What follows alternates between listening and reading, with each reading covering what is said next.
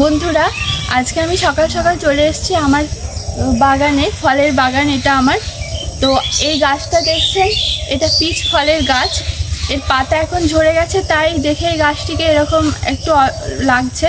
তো আজকে এই পিচ ফল গাছের এই সময়ে যে সমস্ত পরিচর্যা প্রয়োজন হয় সেই নিয়ে আপনাদেরকে কিছু তথ্য আজকে দেব। তো এর ইতিহাস নিয়ে কিছু আপনাদেরকে বলে নিই। এর সায়েন্টিফিক নেম হলো প্রুনাস পার্সিকা। এই গাছটির উৎপত্তি হচ্ছে 4 থেকে 5,000 বছর আগে চীন দেশে এর উৎপত্তি হয়। চীনারা মানে এটা মানেন যে ওনাদের দেবদেবতা যারা ছিলেন তারা অমরত্ব দীর্ঘায়ু এর জন্য এই গাছের ফল খেতেন, সেই জন্য এটিকে অমরত্ব দীর্ঘায়ুর একটা প্রতীক হিসাবে তারা ভাবেন।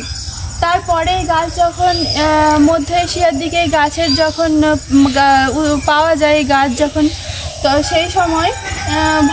সেই সময় থেকে এর নামটা হয় প্রুনাস পার্সিকা, পার্সিয়ার নাম হিসাবে।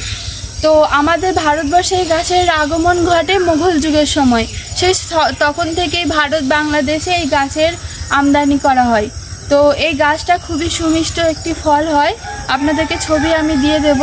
ওপরে একটু রোম মতো থাকে হালকা হালকা, আর পিচ কালারের হয় বলে ওই জন্য পিচ ফল।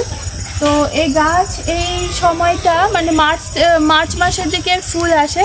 যদিও আমার এই গাছটায় অল্প বিস্তর ফুল এখনও রয়েছে, যেটা আমি দেখাতে বলবো ক্যামেরাম্যানকে।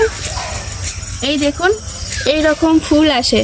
এই পুরো গাছ জুড়ে এইরকম ফুলে ভর্তি হয়ে আছে। যদিও এই টাইমটা ফুলের টাইম না, মার্চ মাসে ফুলের টাইম।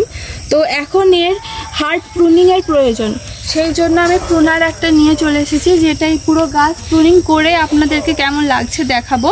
তারপর কি সার এখানে দিতে হবে এই সময় বা পরে কি দিতে হবে সেই সমস্ত কিছু আপনাদেরকে জানাবো।